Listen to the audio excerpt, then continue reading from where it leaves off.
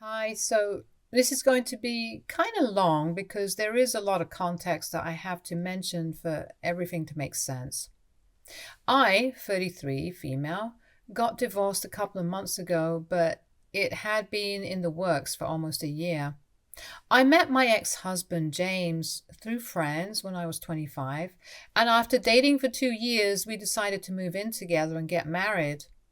His family was a little conservative and traditional and did not approve of live-in relationships, so we had to get married if we wanted to stay together, and I really liked James. So I didn't see a problem marrying him. My parents were also on board with that decision, and so we got married. Within a year of living together, I found out that I was pregnant and we were overjoyed. It felt like our family was really coming together and everything was kind of falling into place. But unfortunately, when I announced that I was pregnant, my in laws started pressuring me to quit my job and focus on being a mother. It didn't make it any easier that my job was not very lenient with the maternity leave, and since it hadn't really been a long time that I had been working with them, my maternity leave would be especially short. So at the time, I weighed the pros against the cons and decided to quit my job. It was not a decision that I made alone. Everybody had been a part of it. James and his parents kept telling me that it would be the best decision in the long run, and I simply had to do it. James seemed pretty sure of everything and said that he would take care of the family. I didn't have to worry about the money. He would bring enough home, and all that I had to think about was raising our kid. My parents and my older brother also thought that it would be for the best if I quit my job and stayed at home, because that's what my mother had done. And even though she had the choice of going back to work, she chose not to because this was a priority for her. I had a lot of pressure on me from both sides of the family, so I decided to quit when I was in my second trimester. Everything had been going well, and I had full faith in my husband that he would never let me down, which is why I left my flourishing career to be a stay-at-home mom. However, soon after my son was born, I realized that there was something strange about the way James had been behaving in the last few months of my pregnancy. I could never quite put my finger on it, but there was something off about his energy and everything. Sure, he seemed happy when our son was born, and I thought things would go back to normal. But instead, it started getting worse. He started being very irritable around me, and any time I would try to talk to him, he would just snap at me. The only time that he seemed happy and content with life was when he was playing with our son. But other than that, it always felt like he was very annoyed to be at home with me, so he would spend long hours at work, and even on the weekends, he would consistently come up with some excuse not to spend time with me. I just couldn't understand what was going wrong, but I kept trying my best to make our marriage work because, unlike him, I loved him, and I didn't want to give up on us. This trend continued for about 2 years after my son was born.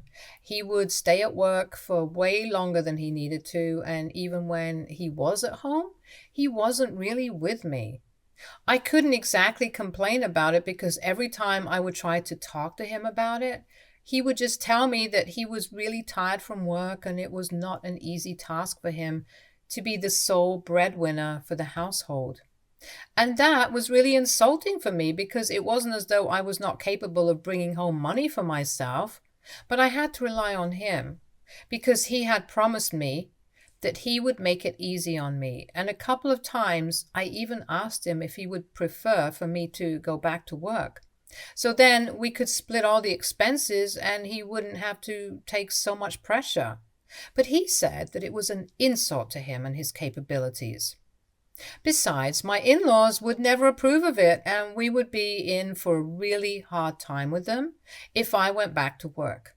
So I continued to stay at home and raise my son, which is pretty much the only thing that brought me joy, because James had changed, and he was no longer the man that I had married.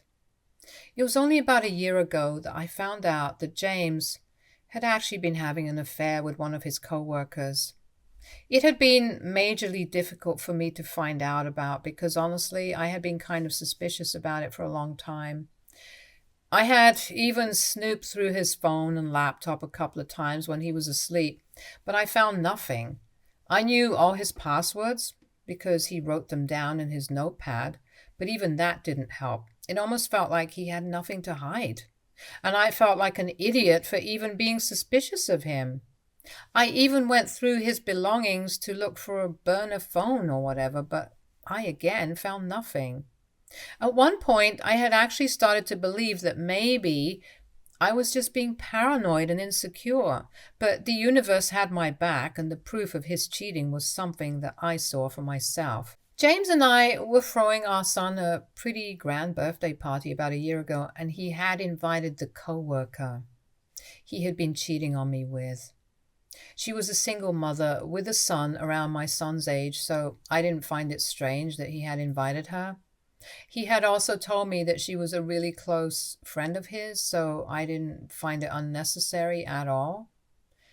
After my son had cut his birthday cake, I decided to go to the upstairs bedroom because I wanted to change into something more comfortable for the party. But when I walked into my bedroom, I realized that my husband was already in there, and so was his coworker, on his lap. They were full on making out when I walked in on them, and it took me a couple of minutes to even process what I was witnessing. First of all, it was my bedroom that the two of them were going in, and that was the most horrifying part of it. And secondly, they didn't even break apart when they heard the door opening, so I had to walk all the way over to them and make my presence felt for them to snap out of it. I'm pretty sure that they thought that it would be fun to make out in my bedroom, in my house, just for the thrill of it, but they probably didn't count on me having a complete breakdown over it.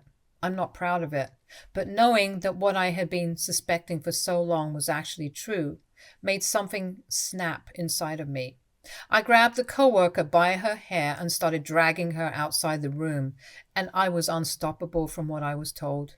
James is considerably stronger than me, but he couldn't stop me, and I don't even remember most of it because I think I had a rage blackout. I dragged her downstairs with me, with James right behind me, and pushed her into the middle of the room while everyone was there. I don't remember most of the things that I said, but apparently I called her a bunch of derogatory names and told everybody what she and James had been getting up to in my bedroom. I didn't even care that my son was right there, and so were a bunch of his friends. Now that I look back on it, it's extremely embarrassing and inappropriate, but at the time, that didn't even occur to me, and I was just screaming at the top of my lungs. My parents, my brother, and my in-laws were also present there, and I think it was my father who finally calmed me down and took me back to my room. Once I was inside my room, I completely broke down and started crying.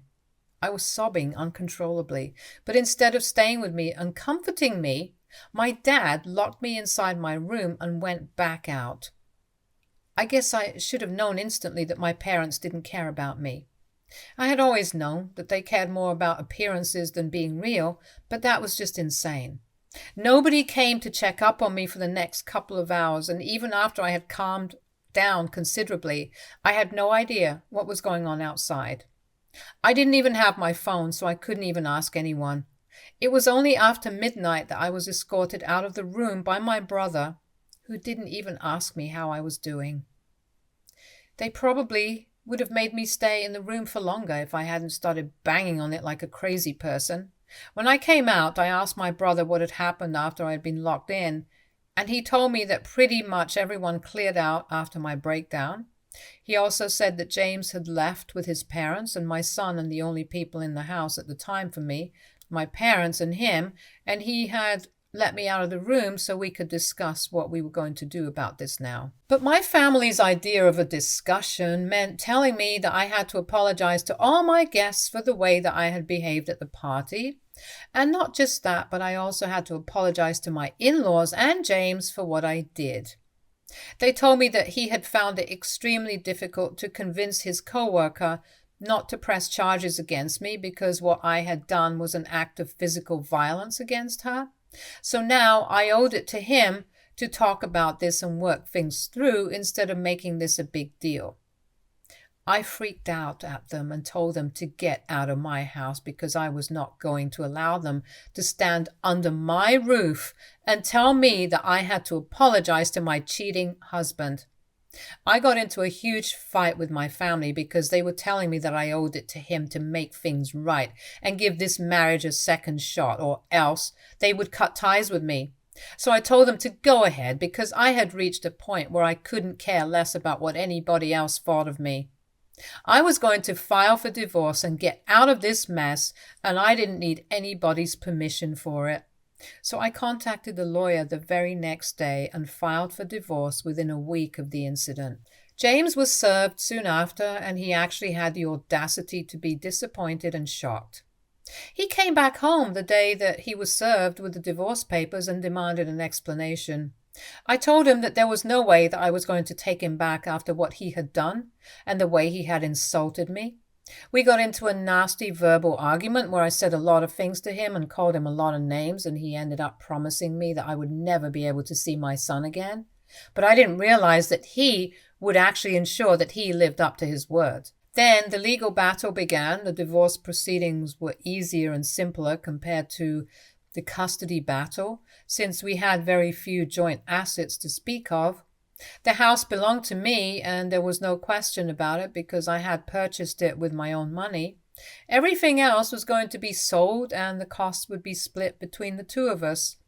We just had to wait for 6 months due to the waiting period in our state, and after that, once we had come to a settlement, the divorce would come through. The only thing that we couldn't agree upon was the alimony that was due because I had to start from scratch since he had forced me to quit my job and I didn't have enough money of my own.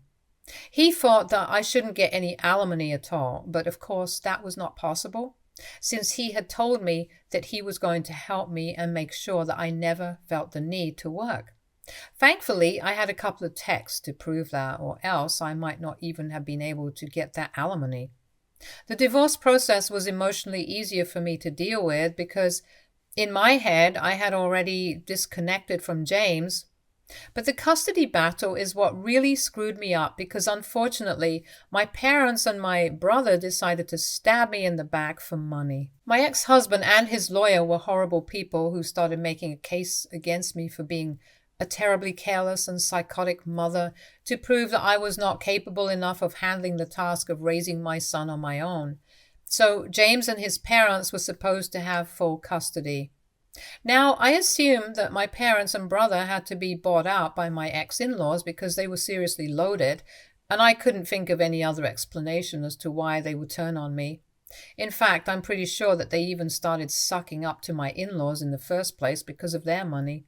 Anyway, James accused me of being incapable and unfit to raise our son and demanded full custody because apparently I was a functioning alcoholic with serious anger issues.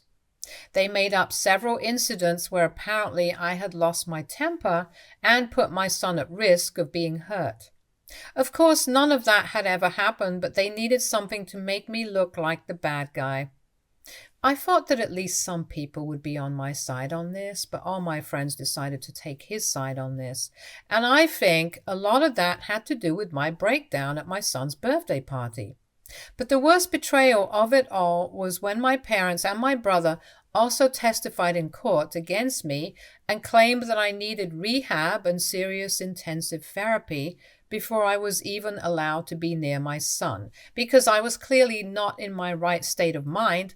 And that was probably also what had driven James to cheat on me because he was sick of dealing with me. So unfortunately, even though I put up a good fight with my lawyer, I was unable to get custody of my son. The cards were stacked against me, and there was very little that I could do to prevent the inevitable. My lawyer and I had been trying our best to put together scraps of evidence to prove that I was a good mother. But eventually all of it went to waste. The verdict was announced a couple of months ago, and that was the last time that I saw my son in person. I did get supervised visiting rights, but James never let me see him anyway, so it's kind of pointless. He is 4 years old now, but he barely even gets to meet me, and I'm constantly afraid that he's going to forget about me when he grows up. From what I know from a couple of relatives who are still on my side, my family still gets to see him since they post pictures with my son all the time. James and my son are still living with my in-laws, and basically everybody gets to see him but me.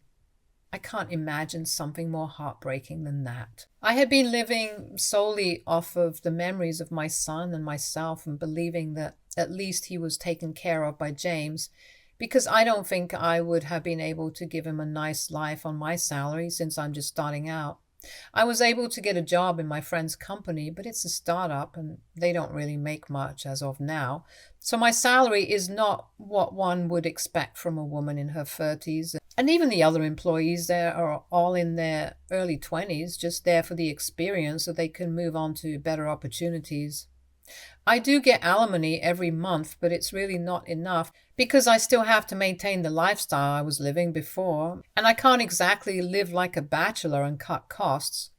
But this is all I have right now because of the massive gap in my resume. I had believed that once I cleaned up my act, I would apply for shared custody again, and maybe I would stand a chance then. But the opportunity literally fell into my lap a couple of weeks ago when my parents reached out to me after months of not being on speaking terms to ask me for help.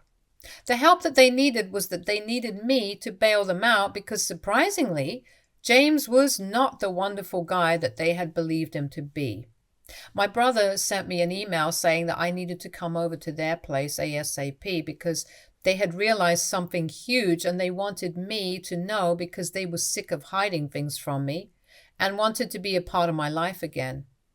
I tried to ignore that email that day, but I couldn't stop thinking that maybe this would help me with my son. So I went over to their place in the evening. When I did go, I had expected them to be living like kings because they had sold me out for money from my ex-in-laws. But if anything, they were living worse than before. My son was thrilled to see me, though. So that was the cherry on top of a fantastic evening. When I visited my family that day, they literally started begging for forgiveness as soon as I walked in the door, because apparently they had realized how badly they had screwed up, and there was no going back. But still, they wanted me to forgive them. After the divorce, when they approached my ex-in-laws and James to ask about the money that they had been promised, James told my family that that was not happening anymore. Apparently, it had only been insinuated that they would be compensated handsomely if they turned against me and testified in their favor, but there was nothing in writing to prove it. And if my family tried to backtrack and tell me about all of this, then they would just make sure that they never saw my son again. So for the sake of my son, they decided to keep their mouth shut, even though they were not even getting paid for it, like they had been promised. But it got worse, because they had been used terribly, and not only had they been manipulated to testify against me, but they were also being treated like free babysitters. James would drop our son off at my parents' place every single day, and they had to watch him while sacrificing their own time. It was highly inconvenient because even my dad and my brother had jobs to attend to. And my mother couldn't handle all the household work and looking after her grandson all by herself because she was getting old. So either my dad or my brother would have to work from home every day, and it was becoming really difficult for them, which is why they had contacted me to finally put an end to this. Apparently, they wanted to strike a deal with me and said that if I gave them the money that my ex-in-laws promised them, they would take my side this time in court and make sure that I got custody of my son. I was about to suggest this myself, but honestly, it was not surprising that they did it. My family had always been very materialistic, and even more so now that my dad's business had failed and they were back to working jobs for other people. Obviously, they would want money more than ever now because my dad wanted to retire, but he didn't even have enough money put aside since he had put all his money into the business and it went on to fail. They said that they could concoct some story about how they had been pressured and coerced into testifying against me so they couldn't be charged with perjury while under oath. But little did they know that I didn't actually need help anymore. I had been recording everything that they had said right from the second I set foot into the house because I knew that there was something messed up going on and I didn't want to take any risks. So I had everything on record anyway, but nevertheless, I told my family to send me the screenshots, if they had any, to prove that they had been used and lied to. And then I told him that I would help them out and then left. I had already seen my son and I had more than enough proof to file for custody again. So that's what I did the next day with my lawyers, and this time I was prepared. The custody case is still ongoing, but one thing is for sure. I'll be able to prove that none of the things that James had accused me of had been true, and my family had been lying about everything all along. I've already played the recording, and that has swayed things in my favor considerably. James and his lawyer are literally scrambling for evidence in their favor, and I am taking it all in and enjoying the show because this is what they had put me through last time, and now I get to do it to them. It's karma at its finest, and I couldn't be happier about it. The only thing that's been less than ideal, they have been claiming that I have also used them just like James did, and that I had no right to record them without their consent and use it against them. But in my state, it's completely okay and admissible in court, so I didn't understand what they were referring to until they told me that I had betrayed their trust by recording them.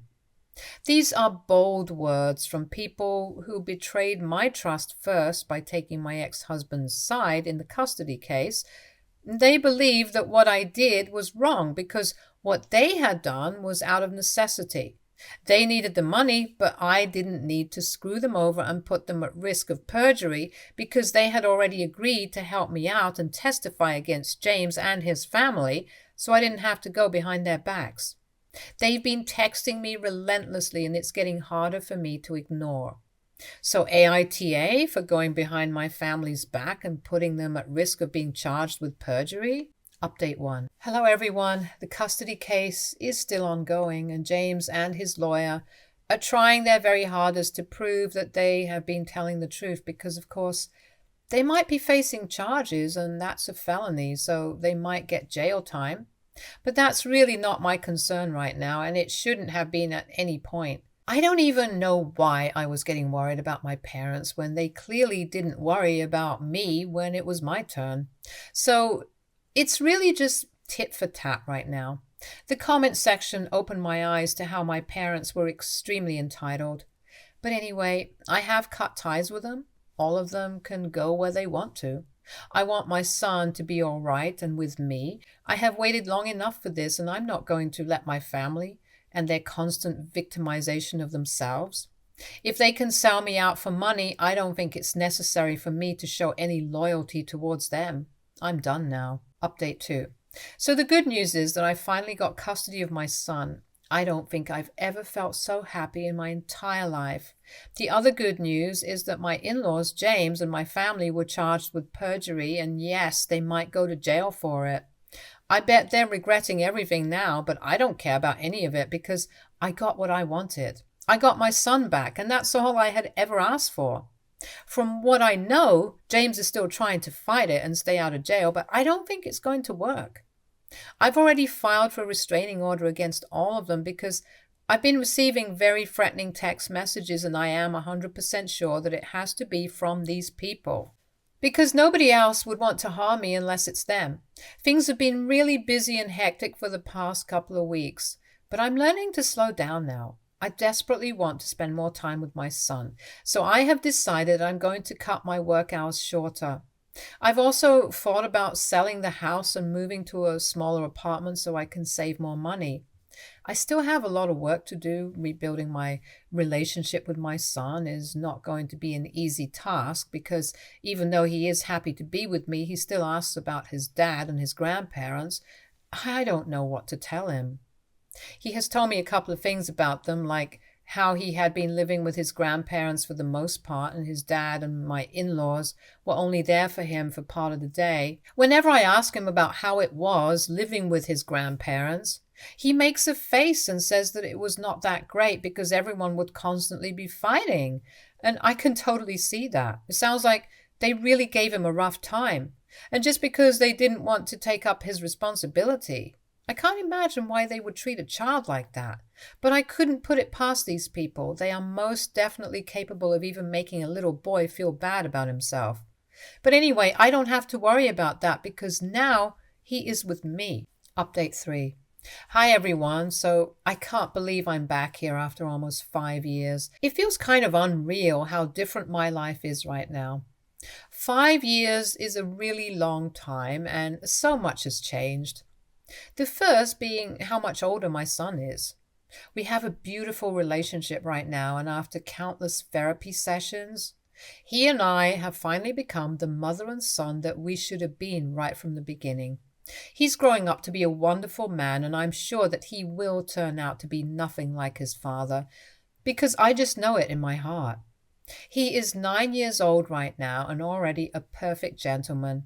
I'm raising him on my own and I have full custody because James gave up and moved to Europe after he was out of jail. I can't say that I'm surprised. He went away with his co-worker who he had been cheating on me with, and now they're married.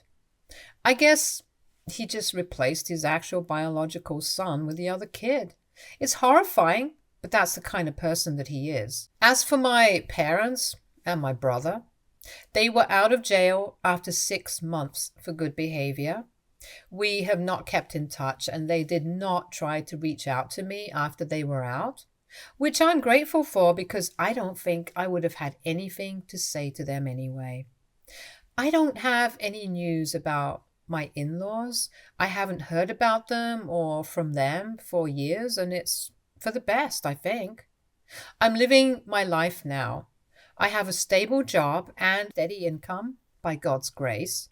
I'm still working at the company that I started out with my friend's business, and it's doing pretty great.